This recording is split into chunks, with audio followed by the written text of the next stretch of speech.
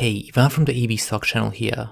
In today's episode, we're going to do a short deep dive into Tesla China's production and sales numbers and what that means for Q3 numbers overall. But before we begin, thank you to all the Patreons that make these episodes possible, and as always, none of this content is of financial advice.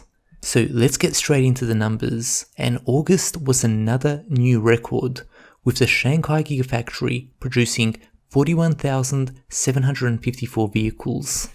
Extrapolate that number by 12 and we get to an annual run rate of 501,000. Quite incredible to think that Tesla is now at an annual run rate of over 500,000, and there is no reason to think that Tesla won't be able to increase production going forward.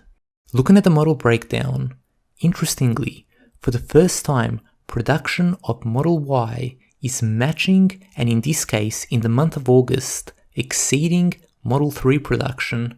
And in the next slide, we can see that the majority of these vehicles have been exported predominantly to Europe.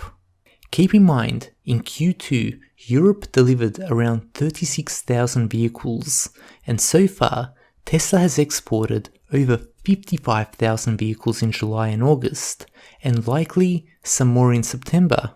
European sales could be breaking all sorts of records in Q3, and that is something that I look forward to breaking down for you guys once those numbers come in.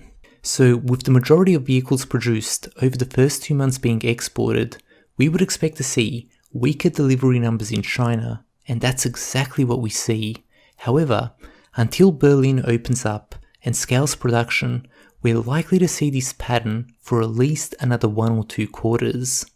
Keep in mind though, we are likely to see strong delivery numbers in China throughout September, as September is the 3rd month of the quarter, and this is exactly what we saw in June, March and December last year.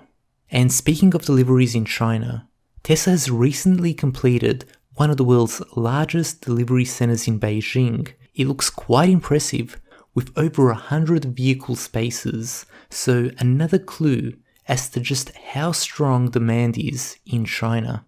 Moving on, and here we can compare how fast production has ramped in the first 8 months of the Model 3 compared to that of the Model Y. The blue bars show Model 3 production in 2020, while the orange bars show Model Y in 2021. I like this comparison as production for both models started in January. Some interesting observations here, as it took 10 months to produce over 20,000 Model 3s, while it only took 8 months to crack over the 20,000 mark for the Model Y, so Tesla is learning fast.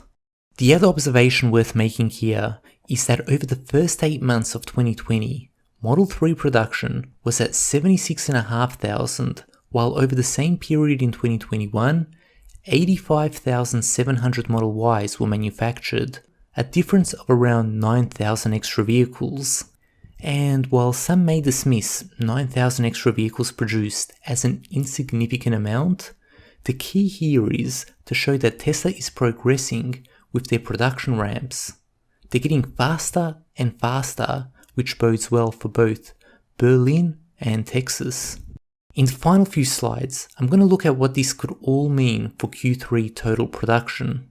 Last quarter, throughout the first 2 months, Tesla produced just over 67,000 vehicles, and over the same period in Q3, Tesla has produced just shy of 79,000 vehicles, about 11,500 more, or a 17% increase. Next up, let's get into some projections.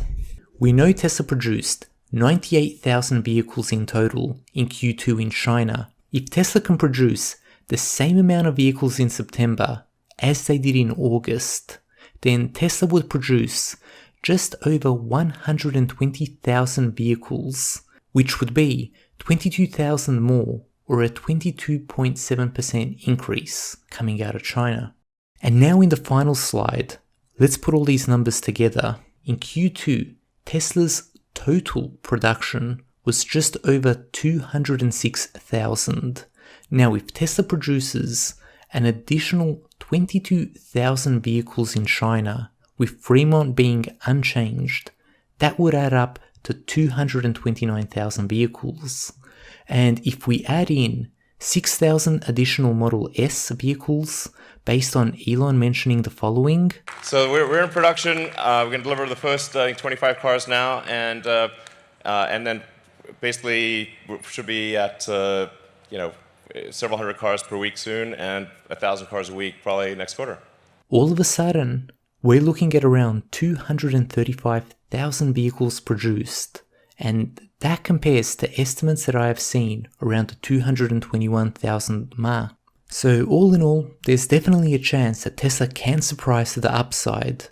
However, keep in mind, this number is just an estimate, and we don't know to what degree the chip shortage will affect production. So that wraps up this episode. However, stay tuned for the next episode of The Rise of Tesla, featuring the second half of 2019, which showcases all the drama of the Cybertruck unveil and much more. Early access for Patreons. And until next time, I'll see you guys soon.